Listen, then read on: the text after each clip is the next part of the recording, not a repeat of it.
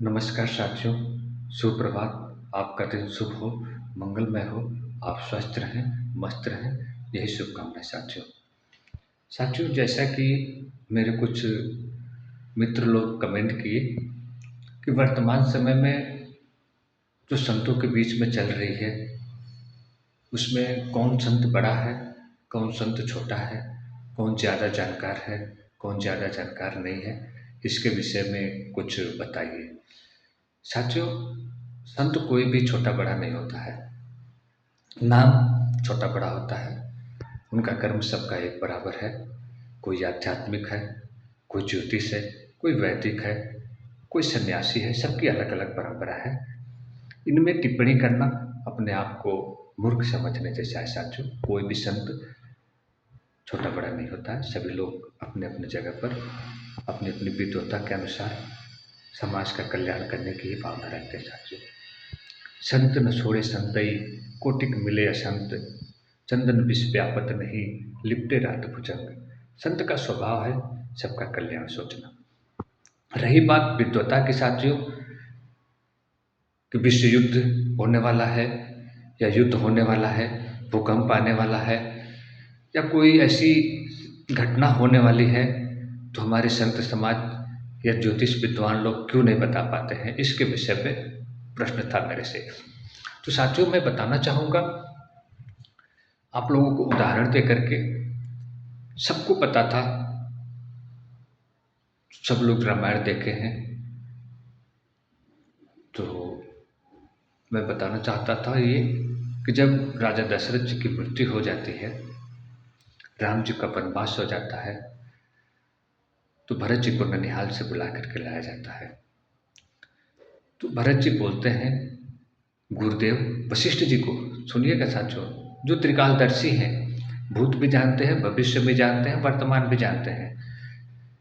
भरत जी पूछते हैं कि गुरुवर, आप तो जानते थे कि ऐसा ऐसा होने वाला है, फिर आपने कोई प्रयास क्यों नहीं किया?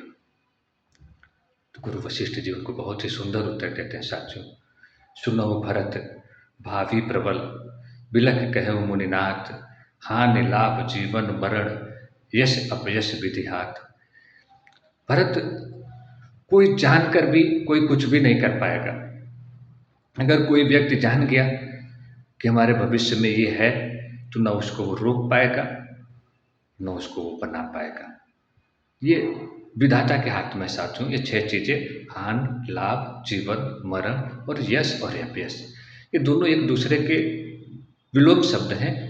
3 शब्द हैं, हानि का लाभ, जीवन का मरण और यश का अपयश। ये तीनों प्रभु जी के हाथ में है साथियों, भगवान के हाथ में है, मनुष्य के हाथ में नहीं है। इसका उदाहरण आप लोगों को रामायण में भी मिला है, इसका उदाहरण आप लोगों को महाभारत में भी मिला है। श्री कृष्ण जी जानते थे कि अभिमन्यु का वध हो जाएगा या युद्ध होगा, लेकिन उन्होंने कोई भी कुछ भी युद्ध रोकने का कोशिश नहीं किए।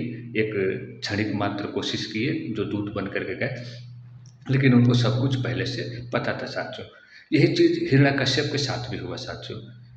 हिरण्यकश्यप जो वरदान मांगा था कि न हम दिन में मरेंगे न रात में मरेंगे, ये सिर्फ सबके साथ मालूम है साथियों। जो लोग भी त्रिकाल संध्या करते हैं और तीनों लोगों का ज्ञान रखते हैं, उनको पता हो जाता है साथियों कि आने वाले समय में क्या होगा, लेकिन वो उसको रोकने का प्रयास नहीं करते हैं। यही चीज़ रामायण में रावण को भी पता थी साथियों कि हमारी मृत्यु निश्चित है, लेकिन उन्होंने उसको रोकने का प्रयास नहीं किया, क्योंकि उसको पता था कि हमारा यही कल्याण है, भविष्य में यही लिखा है। तो जो लोग भी जानते हैं साथियों कि ये होने वाला है, उसको कोई भी रोकने का प्रयास नहीं करता है। और मैं आप लोगों को ये एक सलाह देना चाहूँगा, कभी भी अपना भविष्य जानने का तकलीफ ना उठाएं साथियों। आप अपना भविष्य जानेंगे तो आपको बहुत तकलीफ होगी। भविष्य जानना अपने आप को दुख में डालने के जैसा है साथियों। जो हो रहा है उसे होने दीजिए, जो होगा वो भी अच्छा होगा, जो हो गया वो अच्छा हो गया। जानने के बाद बहुत तकलीफ होती है साथियों। साथियों, भविष्य जानना अच्छी बात नहीं है मेरे विचार से, क्योंकि अगर कुछ ऐसी बातें हमको पता चल जाएगी जिसका हम उपाय नहीं कर सकते हैं साथियों, क्योंकि जो होना है वो होके रहेगा। उससे अच्छा है हम उसके विषय में जानकारी ही ना हो। जानकारी होने के बाद हम उसमें कुछ भी रोक नहीं सकते साथियों। आगे आप लोग का क्या विचार है, आप लोग जाने।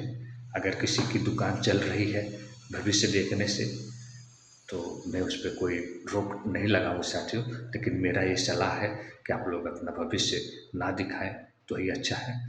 अपना कर्म अच्छे से करते रहिए, आपकी वजह से किसी का तकलीफ ना हो, आप किसी को दुःख ना दें। आगे जो होगा प्रभु की मर्ज़ी मान करके उसको आप लोग सहन करिए और देखिए, आप लोगों का कल्याण हो। माता रानी का आशीर्वाद आप सभी को मिले, यही मेरी शुभकामना है। जय जय सीताराम, जय श्री कृष्णा, राधे राधे।